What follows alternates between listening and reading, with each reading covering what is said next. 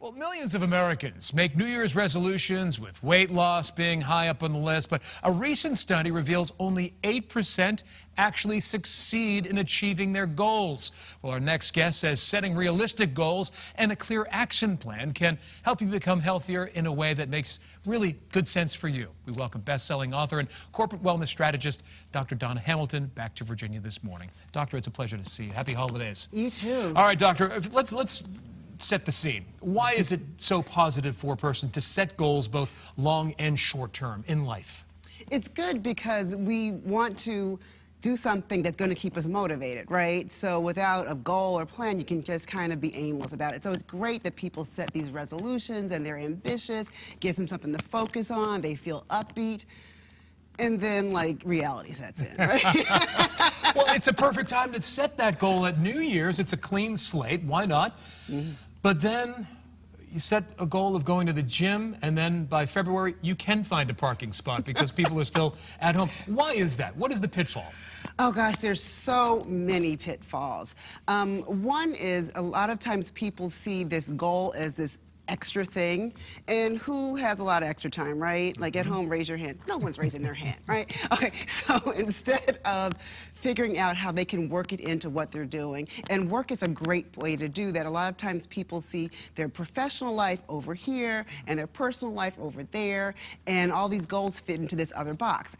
Like, look at what you can do to improve your well-being, no matter where you work. See what you can do and how it can work into there instead of it being this extra thing to do. Are there major obstacles in setting many goals as opposed to setting something smaller, more tangible goals? You know, I don't know that it's the quantity as it is the goal itself, and actually the mindset of the goal that you have. So, for example, a lot of people pick this goal, and even though it sounds specific, it's kind of a surface thing. So, what do you think is like one of the most common goals for resolutions? Losing weight. Right. Everybody wants to lose weight, right? So feel healthier in the new year. Right, and it sounds, yeah, but see, you just want to level deeper, which is really important, because when people say lose weight or start to exercise or whatever their goal is, that sounds great, but it's not connecting them with what they really want. You want to get deeper and say, for example, okay, so what does losing weight give me? What do I tell myself is going to be the benefit? So you said, feel healthier. For someone else, that might not be it. It may be, I want to look good in my clothes. I got a class reunion coming up. Or they want to feel more... That'll motivate you. Right? You know, or they want to feel more confident in their body, right? They want to like what they see when they look into the mirror. So when you go deeper, that helps you stick with the goals. Because when you have to get up early to go to the gym, or peel yourself off the couch, or push yourself away from the table, or whatever it is, you know, that you want to, you're going to stop smoking, and you say, well, what I really want is I want to live longer and be able to play with my grandkids, then that's going to help you find something else. You have to go deeper instead of to kind of like the surface goal. Find out what it is you really want. So how about in March? You're 2 months removed from January 1st, and you're feeling maybe the pressure of continuing with this resolution. Where do you find that intestinal fortitude to keep going? Well, again, when you focus on that goal, that guiding principle, that helps you. When you're like, why am I doing this? You say, you know what? Because I want to feel more confident in my body. That's why I'm going to the gym. Or, okay, I don't know, I really want a cigarette. You know what? No, I want to have a lot of energy, and I want to be able to breathe when I walk up and down the steps.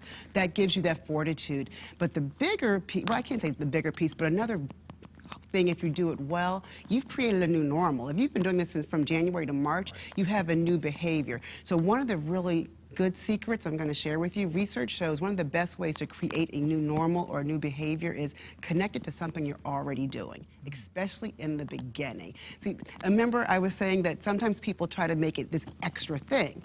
No one wants to do extra, but if you connect it with what you're already doing.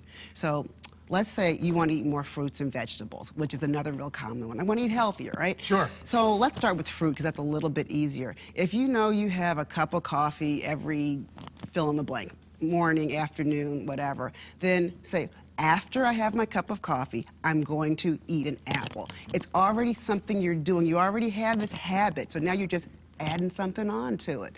So that's another way that you've created a new normal, so that keeps you going.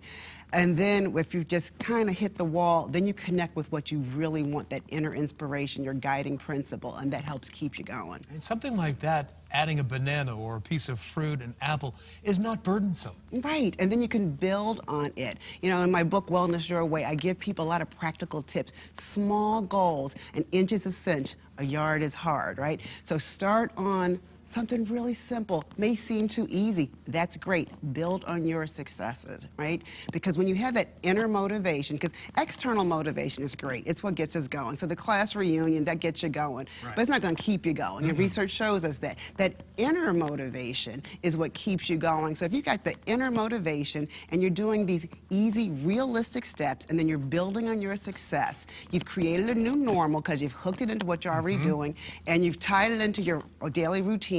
You're really setting yourself up for success, and you're becoming healthier in a way that makes sense for you. Everyone's going to be healthy, right? I feel healthier already. Right. Dr. Donna Hamilton, thank you so much. Really It's a great pleasure. to see you.